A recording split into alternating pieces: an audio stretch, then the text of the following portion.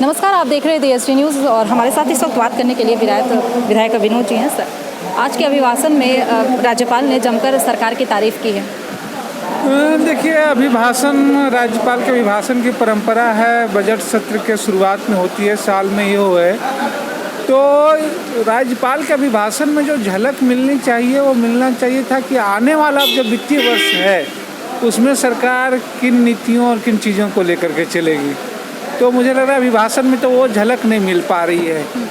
पिछले वित्तीय वर्ष की कुछ चीज़ों को गिनाया है, तो नीतिगत रूप से तो कुछ चीज़ें हुई है, लेकिन खास करके विकास कार्यों और बजट के कार्यों पे कहें तो उस मामले तो स्थिति तो बहुत निराशाजनक है, क्योंकि कोरोना की स्थितियां थी, बाकी चीज़ें थी। तो अभिभाषण में कुछ ऐसे खास और उत्साहजनक तो कोई चीज़ें है नहीं। मुख्यमंत्री हेमंत सोरेन ने कहा है कि ये जो 2021 का साल है ये रोजगार का साल होगा, युवाओं के लिए नियुक्तियों का साल होगा। क्या लग रहा है इस बजट में ऐसा कुछ आने की संभावनाएं हैं? नहीं, सवाल तो वो कह रहे हैं, शपथ लेने के समय भी कहा था उन्होंने, पिछले वित्तीय वर्ष में भी कहा था। तो सरकार ये तो कह सकती है कि भाई पिछला एक साल रहा तो कोरोना की वजह से जो हम ये चीज़ें कर नहीं पाए, लेकिन कम से कम नीति बनाने में तो कोरोना बाधक नहीं थी। तो नई नियोजन नीति बनानी थी, नई स्थानीयता नीति बनानी थी, अनुबंध के आधार पर लोगों की नीतियाँ बनाती थी। तो साल भर में तो उसमें भी तो 2.5 कोस भी जो नहीं चल पाया है।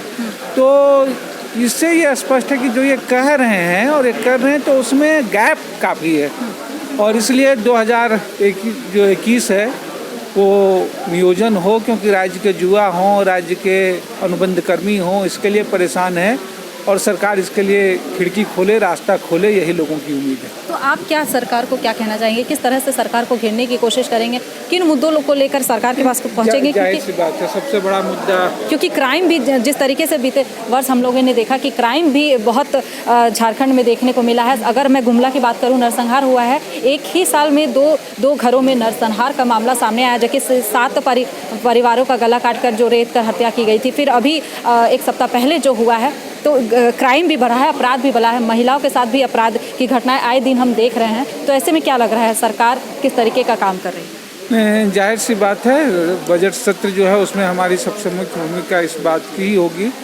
कि सरकार नियुक्तियों का दरवाज़ा खोले। तमाम परीक्षाएं रद्द कर दी गई है, तमाम जिनके रिजल्ट आ गए हैं उन सारी चीज़ों पे हो गई है। अनुबंध कर्मियों पे अस्थायी तो नहीं किया जा रहा है, बल्कि उनको हटा करके पुनः उन्हीं पदों फिर अनुबंध पे बहाली हो रही है। अगर 14वीं वित्त और 15वीं वित्त का मामला देखें तो इसी से संबंधित मामला है। राज्य के कुछ इलाकों में निश्चित रूप से बड़ी बड़ी घटनाएं घटी हैं, और इसमें जो त्वरित कार्रवाई होनी चाहिए उसका ये अभाव हो रहा है। इसलिए खास करके जो बड़े नरसंहार रहे, वन चीज़ों में दोषी जो भी हों उन पे कार्रवाई हो। मैंने कुछ सवाल भी उठाए हैं, खास करके पुलिस के द्वारा भी जिन मसलों में जो है अनियमितता बढ़ती गई है वो भी सवाल विधानसभा में गूंजेंगे। तो हमारे साथ बात कर रहे थे विधायक विनोद जी ने तमाम मुद्दे पर अपनी बात कही। मैं गौरी रानी, DSD न्यूज़ के लिए रांची।